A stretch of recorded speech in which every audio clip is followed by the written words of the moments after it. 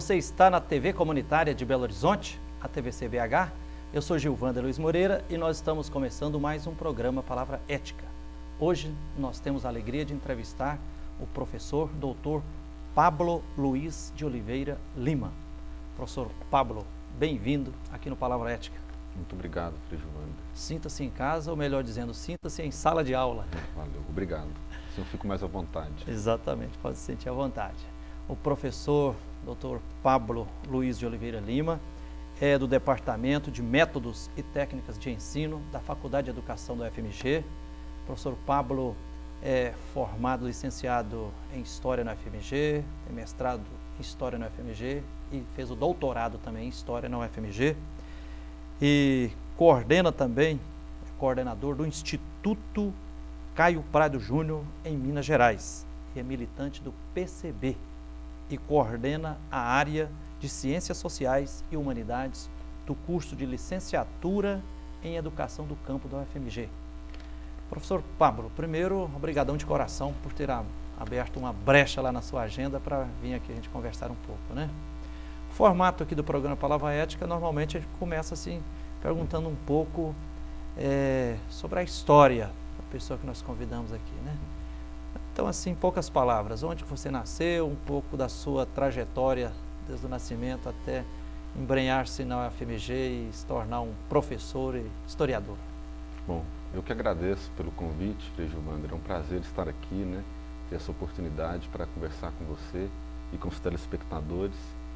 Bom, eu nasci na cidade de Campos Altos, oeste de Minas Gerais, né? Uma cidade pequena, tem hoje 13 mil habitantes. E fui criado lá até os 10 anos de idade. Meus pais são de lá, meu pai e minha mãe. Meus avós são da região também. E quando eu tinha 10 anos, minha família migrou para os Estados Unidos, né? Até meu pai foi para lá pela onda de imigração que ia de Valadares, né? Ele teve algum contato em Valadares e nossa família acabou indo parar lá. E moramos lá durante uns 5 anos. E depois que eu voltei, eu vivi em Lavras, estudei no Instituto Gama em Lavras, depois vim para Belo Horizonte para fazer o 3º ano e prestar vestibular. Aí acabei ingressando na UFMG já em 96 e estou até hoje lá, né? E aí, Pablo, a perguntinha inevitável, por que você acabou optando, escolhendo cursar História e depois se tornar um professor de História e um historiador? Bom, vou começar pelo final, a questão da educação, meu pai e minha mãe ambos são formados em letras, né?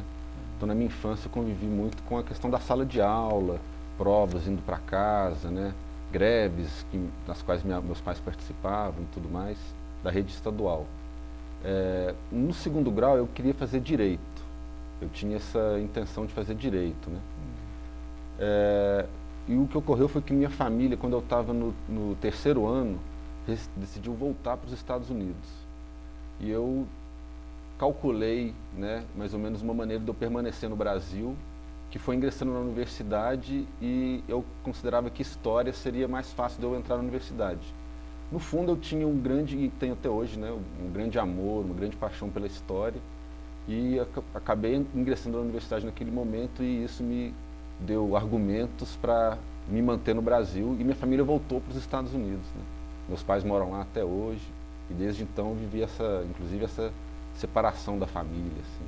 Agora, a quedazinha aí pelo direito que você sinalizou seria um incômodo quase diante das injustiças? Olha, porque você é militante do PCB, sim, né? Bom, quando eu tinha 15 anos eu voltei para o Brasil, tinha saído aqui com 10 anos, fiquei 5 anos fora, né? E me sensibilizei com os problemas sociais, né, que afligem o Brasil até hoje, né? A questão da pobreza, a educação desvalorizada, as escolas sucateadas, né, o professor mal valorizado, mal remunerado, entre vários outros motivos. E, na verdade, eu tinha uma queda pelas ciências humanas, né, sociologia, economia. Tive um contato, mais ou menos com 13 anos, com o Karl Marx, né? Então, muito cedo, assim, eu era adolescente, e já comecei a ter uma queda para a esquerda, para o socialismo, né? Eu sou da época que ainda existia a União Soviética, né? Sim. Que fazia o contraponto aos Estados Unidos. E na sua época de UFMG, desde a graduação, mestrado até o doutorado, foi uma época de militância também? Sim, eu militei no movimento estudantil fui do Centro Acadêmico de História, fui da Federação Nacional do Movimento Estudantil de História, né? Fui coordenador do Diretório Central dos Estudantes na gestão de 2002 para 2003, no período da eleição do Lula, inclusive, né? A gente fez muita campanha até naquele momento, há 10 anos atrás, né? Pela esquerda, pelo Lula e tal.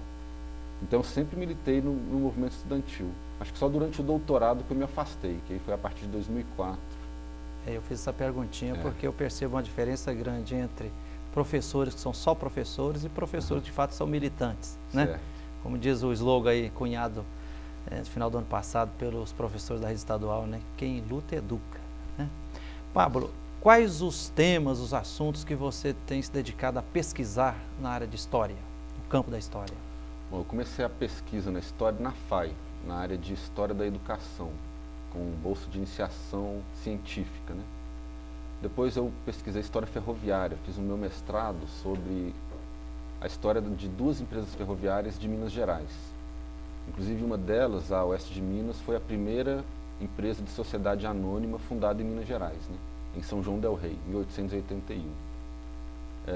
E no doutorado eu estudei já um aspecto de história mais cultural dos quilombos. Eu estudei o medo que as autoridades propagavam, né, em relação aos quilombolas, como sujeitos ameaçadores, violentos, né, e como esse medo estava ligado à realidade, aos quilombos efetivos, à resistência, mas como também tinha um certo exagero, né, até para alimentar o próprio sistema escravista e a repressão aos escravos, né. Então esse foi meu tema de doutorado na história também. Pablo, sobre ferrovia, inclusive você publicou um livro, né? Sim, eu tenho um livro publicado. Ferrovia, Sociedade e Cultura. Isso. Pablo, normalmente, e agora, no Brasil, assim, no meio dessa automobilatria, uma carrolatria, né? Quer dizer, um tutsiname de caminhões e carretas nas estradas, né? E uma discussão grave, a questão da mobilidade e tal, né? Quando a gente vem falar em ferrovia, principalmente a gente pensa já no aspecto econômico, transportando mercadorias e tudo, né? Mas o seu livro tem como título, né, Ferrovia, Sociedade e Cultura, né? Sim. Você observou também quais as relações que tem da perspectiva da sociedade e da cultura? Olha... Complementando a pergunta, qual a análise que você faz da questão do transporte no Brasil, da perspectiva do historiador da história, né? E se, assim, um resgate das ferrovias no país, se seria uma alternativa? Bom, eu não sou economista, né, então, assim, e nem engenheiro ferroviário, que seriam os profissionais com mais habilidade para falar desses aspectos econômicos e técnicos das ferrovias, né? Mas no campo da história, eu estudo a história cultural, né? E o transporte, ele tem muito a ver com a sociabilidade. Uma coisa é você se transportar por um automóvel, né, onde um ou dois ou poucos indivíduos isolados, né, que não se interagem, né? E outra coisa é um transporte mais coletivo, como um metrô, um próprio ônibus, né? Então isso tudo tem muito a ver com a maneira que a gente lida com o outro, né? E como que a gente se relaciona socialmente. Então acho que no Brasil, no período que a ferrovia era o principal transporte de massa, interessante se eu perguntar isso agora, porque eu nunca havia pensado sobre isso especificamente. Mas a gente tem muitos indícios, né, de uma sociedade menos individualista, né, do que atualmente. Por exemplo, eu já ouvi falar que das 32 cidades aqui da região metropolitana de Belo Horizonte, algumas décadas atrás aí, essas 32 eram conectadas através de malha ferroviária, sim, né? E por outro lado, né, pensando no desenvolvimento e tudo, e na modernização, é impressionante como eu não posso pegar um trem para ir para São Paulo, por exemplo, né? Que seria um meio de transporte. Já houve essa possibilidade, pegar um trem aqui em Belo Horizonte, ir para o Rio de Janeiro, para São Paulo, e a gente perdeu essa opção, né?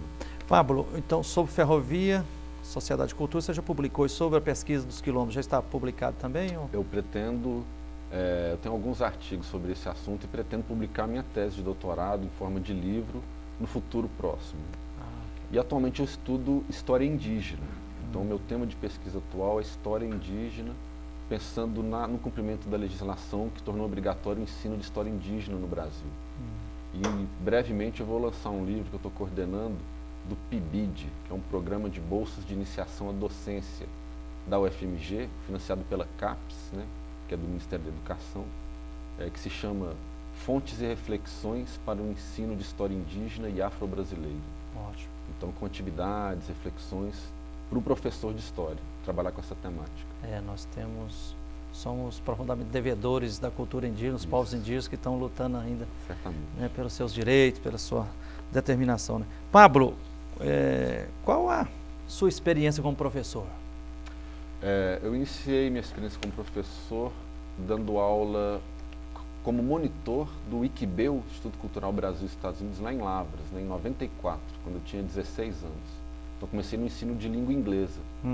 E ingressei na licenciatura em 96 e sempre dei aula particular de inglês. Depois trabalhei no CCAA, né, Centro Cultural Anglo-Americano, famoso CCAA, né? Trabalhei lá, trabalhei em outros projetos de língua inglesa e aos poucos fui indo para a história, né? Depois que eu me formei e principalmente depois que eu terminei o mestrado, eu me tornei professor do ensino básico de história no saudoso Colégio Arnaldino, São José, que hoje se chama, a instalação se chama hoje Colégio Arnaldo, Unidade Anchieta, né? Mas era antigamente o Colégio Arnaldino. Trabalhei lá durante 4 anos e ao mesmo tempo era professor substituto na UFMG. E assim que eu terminei o doutorado, eu comecei a fazer vários concursos visando o magistério superior, né? Então, há 2 anos eu sou professor do ensino superior efetivo, digamos. Pablo, a história é algo apaixonante, né? Sim. E dizem muitos assim que quem não conhece a história está condenado a continuar cometendo os erros do passado, né? Uma história não é neutra. Quais as principais características, né? Os referenciais que você acha que é importante ser considerado assim, tanto no magistério da história ou no escrever a história? Como a gente lidar com a história? Como é que a história pode ser de fato um farol de luz para iluminar o nosso presente e futuro? Eu, assim como o senhor, eu creio, né? Eu creio que a história é a mestra da vida, né? A gente ainda tem essa concepção de história como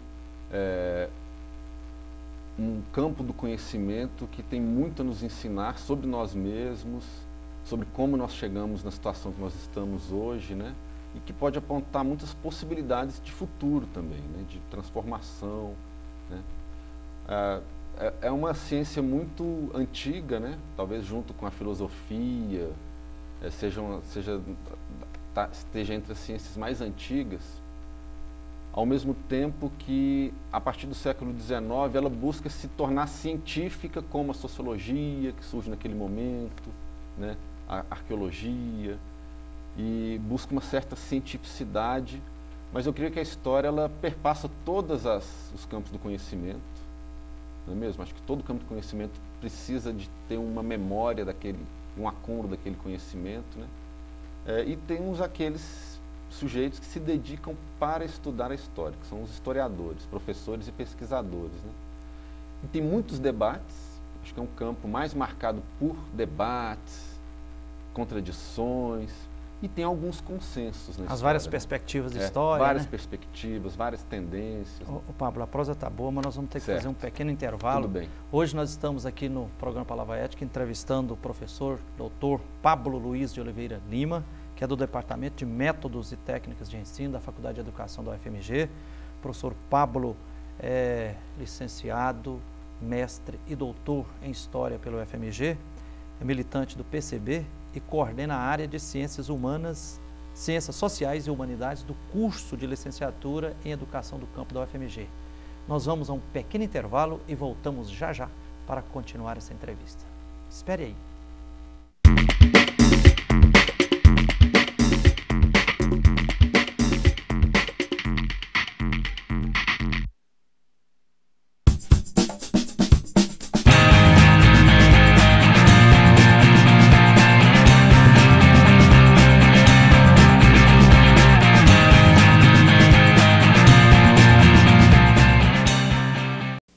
Sempre que a senhora me vê na televisão, a senhora logo pensa: oba, tem produto de limpeza novo chegando.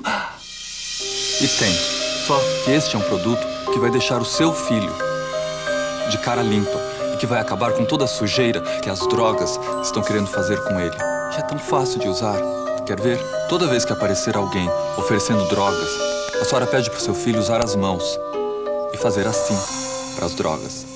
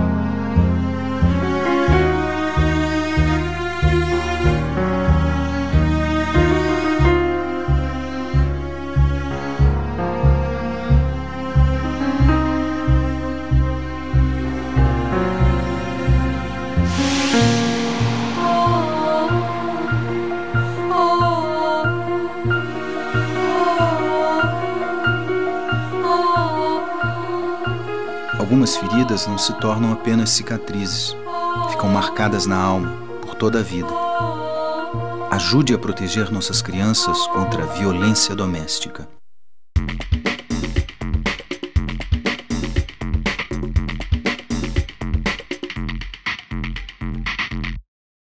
Bem-vindo, bem-vinda de volta aqui ao programa Palavra Ética. Eu sou Gilvando Luiz Moreira. Você está na TV Comunitária de Belo Horizonte. Nós estamos iniciando o segundo bloco do programa Palavra Ética. Hoje nós estamos entrevistando o professor Dr. Pablo Luiz de Oliveira Lima. O professor Pablo é do Departamento de Métodos e Técnicas de Ensino da Faculdade de Educação, a FAI, da UFMG. Ele é formado em História, tem mestrado em História, doutorado em História pela UFMG, militante do PCB, coordena a área de Ciências Sociais e Humanidades do curso de Licenciatura em Educação do Campo pela UFMG. Professor Pablo, no final do primeiro bloco, eu tinha te perguntado sobre a beleza que é ser professor de História, né, historiador, mas também os desafios, né? Eu recordo, por exemplo, que quando eu comecei a estudar História, primeiro grau, até lá o segundo ano, segundo grau, era aquela história a partir da história oficial. Depois, uma professora de História nos apresentou aquele livro do Léo Oberman, História da Riqueza do Homem. Ela falou, tem classes na sociedade, tem luta de classes, não, tem que ver a história a partir do oprimido e tudo.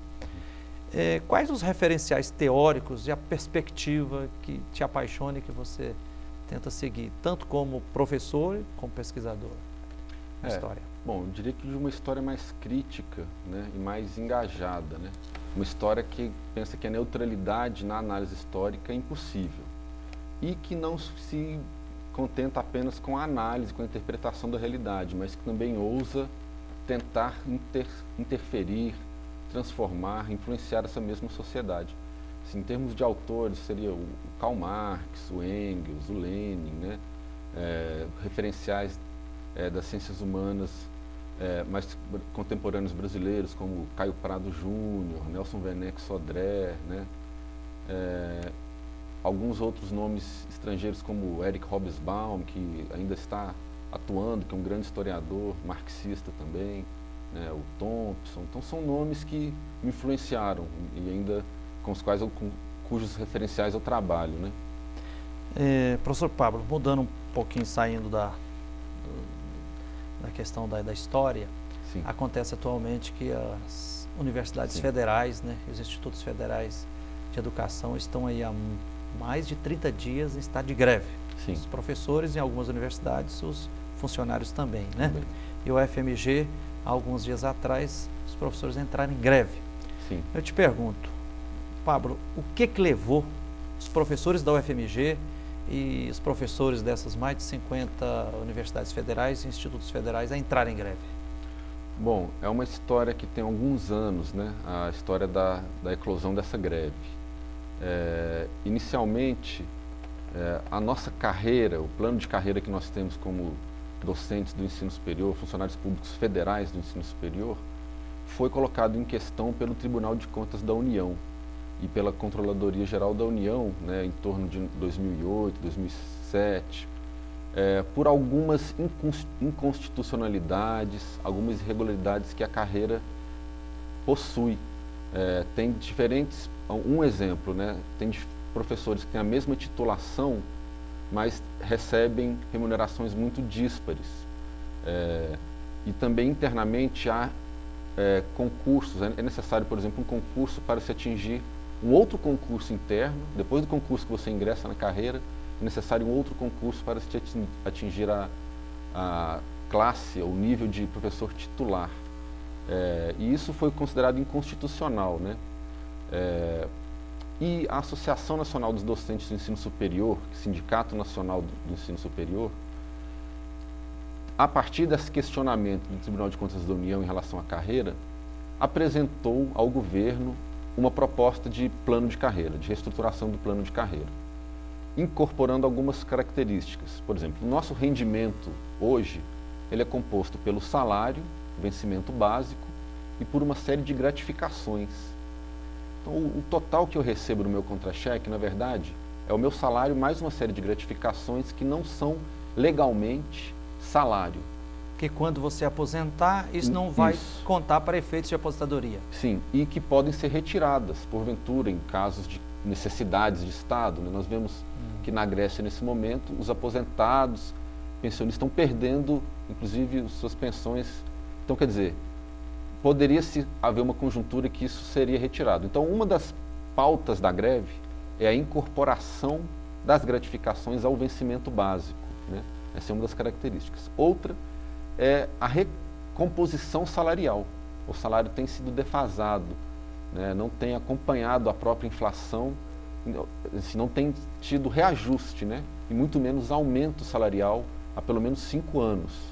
Então, sem reajuste salarial nos últimos 5 anos? Não, reajuste salarial tem havido mais recentemente, talvez há 3 anos atrás, mas aumento não tem havido há pelo menos 5 anos, aumento efetivo, né? E tem havido um processo inflacionário muito grande, uma especulação imobiliária muito grande e um crescimento, principalmente, do orçamento público da União e um crescimento das arrecadações, um aumento da arrecadação da União, né? Então, há dinheiro em caixa para o Estado fazer jus ao que o próprio Estado apontou que é uma irregularidade na carreira dos professores, né? Inclusive, a professora Diolene Marques, que é economista da UFMG, outro dia conversando com ela, dizia assim, ela falou, o ano passado, 2011, 47% do orçamento da União foi para custear juros ou a dívida pública. Sim. Quer dizer, tem dinheiro para PAC, para muita coisa, mas para as áreas sociais... Bom, tem havido, todos nós temos acompanhado, principalmente quem está no ensino superior, na universidade, né? Tem havido uma ampliação do sistema e um aumento dos investimentos do Estado, do governo federal no ensino superior, certamente. Mas aquém do necessário? Não, eu diria que nos últimos 10 anos tem havido. Aquém do necessário, sem dúvida. E esse crescimento ele tem tido resultados diferenciados. Então, aí, voltando a essa greve agora, né? Ela tem 2 motivos específicos. Um é que, a partir dessa questão da carreira, se formou uma mesa de negociações entre o Sindicato Nacional Andes e um outro sindicato nacional, né? PROIFES, que é o outro sindicato nacional que tem um escopo menor que o Andes, mas são os 2 sindicatos nacionais reconhecidos pelo Estado. Sentaram com o Ministério da Educação, desde o ano passado, né? E apresentando propostas e o Ministério prometendo apresentar uma contraproposta. E aconteceram vários episódios que levaram o Ministério da Educação a protelar essa contraproposta, que até hoje não veio efetivamente. E havia também uma promessa, a partir do ano passado, de um aumento salarial em março desse ano, e a apresentação de uma contraproposta também em março desse ano. Chegou o mês de maio e não havia essa contraproposta. Esse é o motivo, digamos, da negociação, da mesa de negociações. O que soma-se a isso é resultado desse crescimento do sistema, que fez com que houvesse uma criação de uma série de universidades federais no Brasil, o que é algo muito positivo, mas que deve vir acompanhado de um investimento maior do que o que teve, né? que efetivamente com o Reúne e com a ampliação de várias universidades, cresceu muito o número de alunos, muito mais do que a proporção de professores e de alunos por professor, né? Quer dizer, a proporção aumentou muito, o número de alunos por sala de aula tem aumentado, né? Aumentou o número de cursos e o número de universidades federais. Se contratou muitos professores, eu mesmo fui contratado nesse processo do Reúne, para trabalhar na Universidade Federal de Minas Gerais. E a UFMG, que é uma grande universidade, ela tem sofrido impactos desse processo, mas ela consegue absorver melhor do que uma série de outras universidades que têm uma estrutura muito deficitária, falta biblioteca, falta gabinete para o professor, falta condição de trabalho, né?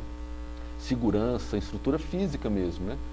Então a greve surgiu no Brasil a partir desses dois movimentos. Um da mesa de negociação e a ANDE, Sindicato Nacional, chamou a greve para 17 de maio. O governo lança uma medida provisória alguns dias antes, mas mesmo assim uma medida que trazia um aumento salarial para o ano que vem, de 4% apenas, menos do que o que a gente considera necessário, e não incorpora a questão da carreira, da gratificação no salário, né? Quanto que vocês consideram necessário? Olha, a proposta do ANDES é que a carreira deva ser recomposta da medida que o primeiro nível da carreira, que é o professor que tem apenas graduação e que trabalha 20 horas sem dedicação exclusiva, seria o salário mínimo do DIEESE, que é R$ 2.300 aproximadamente. Né? Isso levaria a um professor,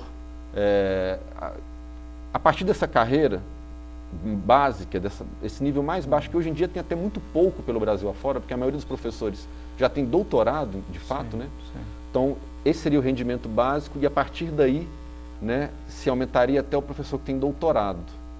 E daí, com o tempo de casa, há uma escala, a cada 2 anos o professor é avaliado de acordo com o seu plano de trabalho e tem 5% de aumento, né? Então, o meu salário aumenta, mais ou menos que dobraria. Eu sou adjunto 1, eu estaria no meio dessa nova carreira do ANDES, né? E a proposta também é de reequiparar o salário da educação superior com outras carreiras do funcionalismo superior, porque a gente entende que somos todos funcionários da mesma união e que o custo disso tudo recai sobre o contribuinte. E são todos impostos públicos. Então o salário que paga, o dinheiro que paga o meu salário, que paga o funcionário do IBGE, de outros institutos federais, vem do mesmo bolo, né? E tem crescido esse bolo, só que nosso salário tem diminuído em relação a outras carreiras, como do Ministério da Ciência e Tecnologia, né, e do IPEA. Antes o professor ganhava mais que esses dois, hoje ele ganha menos. Então a nossa proposta também é de voltar, ou se reequiparar com o Ministério da Ciência e Tecnologia, pelo menos. Pablo, infelizmente o nosso tempo está acabando, sumindo. A greve, numa frase, a greve está sendo bem construída na UFMG? Olha, a UFMG está chegando no final da greve dos professores, mas os funcionários técnicos administrativos em educação da UFMG puxaram a greve deles, nacional, então ela está muito mobilizada, né? É uma universidade muito grande, e agora o grande desafio vai ser no início do próximo semestre, né? Ou seja, greve significa não iniciar o semestre. Né? Ok, Pablo, muito obrigado por essa entrevista. Nós entrevistamos aqui hoje no Palavra Ética o professor Dr. Pablo Luiz de Oliveira Lima, que é professor e doutor em História pelo UFMG, é também coordenador da área de Ciências Sociais e Humanidades do curso de Licenciatura em Educação do Campo e também coordenador do Instituto Caio Prado Júnior em Minas Gerais. Você, telespectador, telespectadora, que nos honrou com sua atenção, obrigadão de coração, e a todos os funcionários aqui da TVC-BH, obrigadão, e até o próximo programa, com a graça de Deus.